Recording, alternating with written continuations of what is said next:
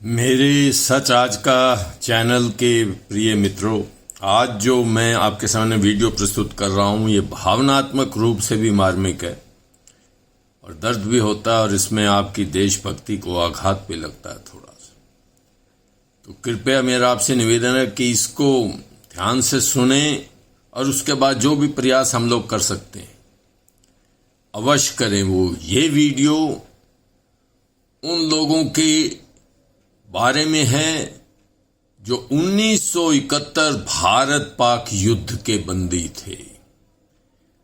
आप जानते हैं 1971 अब 54 वर्ष हो गई है। 54 वर्ष के बाद इस तरह की बातें हो रही हैं कि 1971 की लड़ाई में आप सब जानते हैं बांग्लादेश पैदा हुआ। दो फ्रंट के ऊपर लड़ाई लड़ेगी, पूर्व के अंदर और पश्चिम के अंदर, और हमने उस लड़ाई में आशातीत सफलता प्राप्त की, विजय प्राप्त की और हमने पाकिस्तान को दो टुकड़ों में बांटा। पाकिस्तान के तकरीबन 93,000 फौजी जो हैं वो युद्धबंदी बने, परंतु हमारे भी युद्धबंदी बने रहे और उनमें से कुछ एयरफोर्स के जवान भी थे, एयरफोर्स के पायलट भी थे, कुछ हमारी पैदल सेना के जाबाज सिपाही थे और उनको वापस नहीं किया गया। युद्ध समाप्त हो गया। पाकिस्तान के 93,000 युद्धबंदियों को, जिसमें उनके जवान और जनरल दोनों ही शामिल थे, हमने वापस किया। उनको बड़े आराम से 1 साल लगभग रखा और शिमला समझौते के अंतर्गत उनको वापस किया, परंतु हमारे बंदी कभी वापस नहीं आए। और तो और पाकिस्तान हमेशा ना करता रहा कि उनकी जेलों में तो ये कोई भी भारतीय युद्धबंदी है ही नहीं। अब आप देखिए, जब विंग कमांडर अभिनंदन का मसला था और विंग कमांडर अभिनंदन को छोड़ा पाकिस्तान ने इंटरनेशनल दबाव के अंतर्गत, तो उस समय भी जो पंजाब के सीएम थे कैप्टन अमरिंदर सिंह, उन्होंने इनका, वो स्वयं फौज से थे इसलिए उन्होंने इन पीओडब्ल्यूज का सवाल उठाया था और इनकी संख्या है 54 भारतीय प्रिजनर ऑफ वार जो फौजी थे 1971 की लड़ाई में, वो गिरफ्तार हो गए थे, किसी तरह पाकिस्तान के कब्जे में आ गए थे और वो आज तक नहीं छोड़े गए।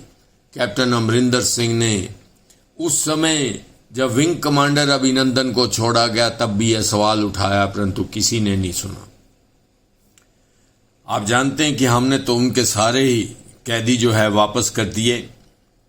1971 में जितने भी पाकिस्तानी फौजी हमने पकड़े थे वो वापस चले गए, परंतु हमारे इन लोगों के रिश्तेदारों की आंखें पथरा गई इंतजार करते करते, और उदास आंखें आज मैं समझता हूं 54 वर्षों के बाद, ना ही वो कैदी होगा जिंदा और ना ही उसके रिश्तेदार। इतना समय हो गया है।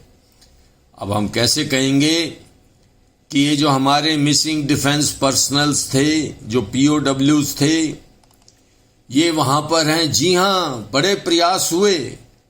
इनके रिश्तेदारों ने एक एसोसिएशन भी बनाई और 2011 में गुजरात हाई कोर्ट के अंदर एक पिटीशन भी डाली, जिसमें गुजरात हाई कोर्ट ने ये फैसला किया कि जो पीओडब्ल्यूज भारत के जितने सैनिक पाकिस्तान में कैदी के रूप में हैं वो ड्यूटी पर हैं और उनको पूरी सैलरी दी जाए और उनकी फैमिलीज और रिटायरमेंट के अंदर जो बेनिफिट्स दिया जाता है वो 3 महीने में दिया जाए। वो दिया गया, परंतु हाई कोर्ट ने एक और भी जजमेंट दी कि भारत सरकार इंटरनेशनल कोर्ट ऑफ जस्टिस में जाए, परंतु ऐसा नहीं हुआ।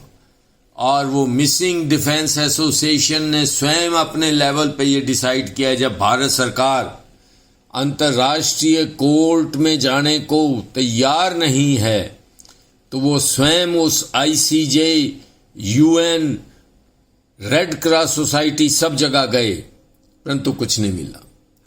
अब आप ये देखें कि कैसे आप कहेंगे कि भारतीय पीओडब्ल्यूज वहां, जब जनरल टिक्कारा यहां आए थे तो उन्होंने ये भी कहा था कि आप पीओडब्ल्यूज के जो रिश्तेदार जिनको जो यहाँ एसोसिएशन बनाकर बैठे हैं कि आप वहाँ जाएं और पाकिस्तान की उन जेलों में देखें जहाँ भारतीय कैदी थे। यदि कोई एक मिला है तो मैं उस सब को वापस कर दूंगा। मैं स्वयं फौजी हूं, मैं फौज के सारे नियम जानता हूं।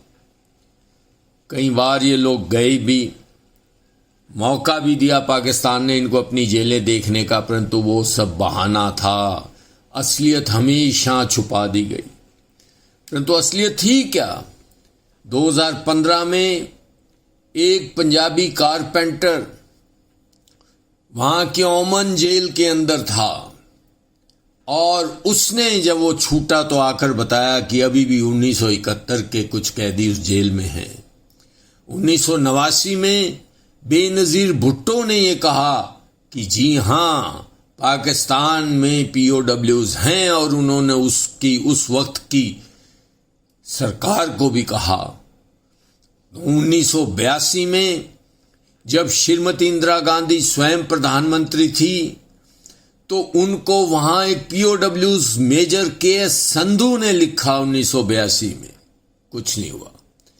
और आप एक इस लेटर को देखिए जो मैंने आपके इसके मुख्य रूप में इसको डाला है कि मेजर अशोक सूरी 16/6/75 को लेटर कराची जेल से पोस्ट हुआ और उसके पिता को यहां पर मिला, जिसमें वो अपने पिता को दिलासा दे रहे हैं। मेजर अशोक सूरी का ये पत्र उनकी कैदी होने की गवाही दे रहा है। भगवान जाने उनके रिश्तेदार और पिता का तो बिल्कुल ही निधन हो गया होगा, इतना समय हो गया। मेजर अशोक सूरी जिंदा हैं या नहीं?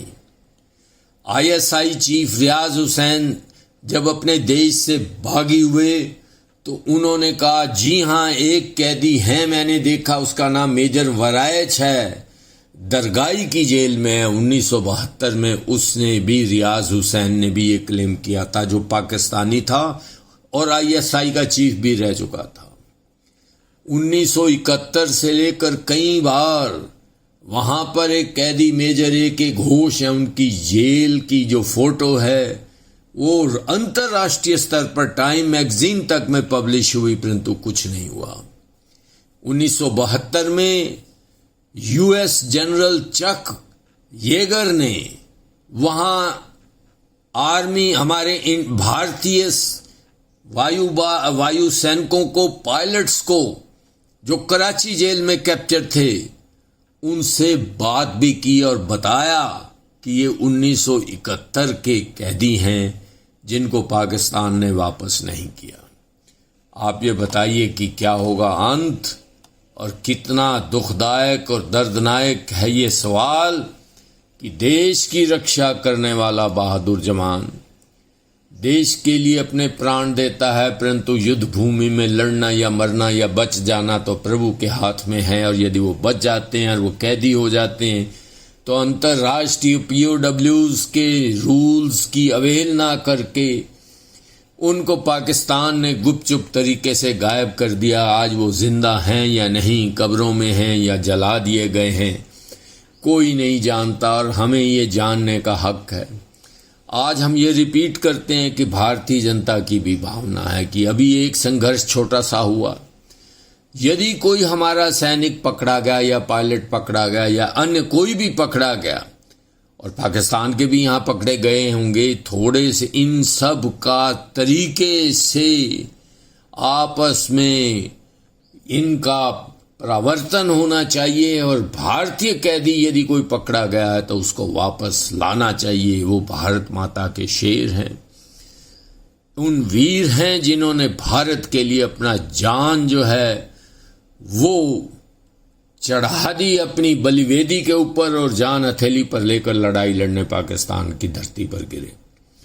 तो मेरा आपसे निवेदन है कि भारत सरकार इसके ऊपर ध्यान दे, क्योंकि हमारी सब सरकारों को समय समय पर कहा गया, परंतु इन पीओडब्ल्यूज की रिलेटिव्स की एसोसिएशन का भी किसी के कान पर कोई जू नहीं रहेगी, कोई असर नहीं हुआ। मित्रों, मैं अपने वीडियो को समाप्त करता हूं। यदि आपको ये वीडियो पसंद आया हो तो आपसे निवेदन भी करता हूं इसको सब्सक्राइब अवश्य करें, इसको लाइक करें, इसको शेयर करें और एक भावना पैदा करें इस देश में कि यदि कोई कैदी पाकिस्तान की जेल में भारत का बैठा है और वो युद्धबंदी है तो फौरन उसको वापस लाने का प्रयास होना चाहिए। बहुत बहुत धन्यवाद। नमस्कार।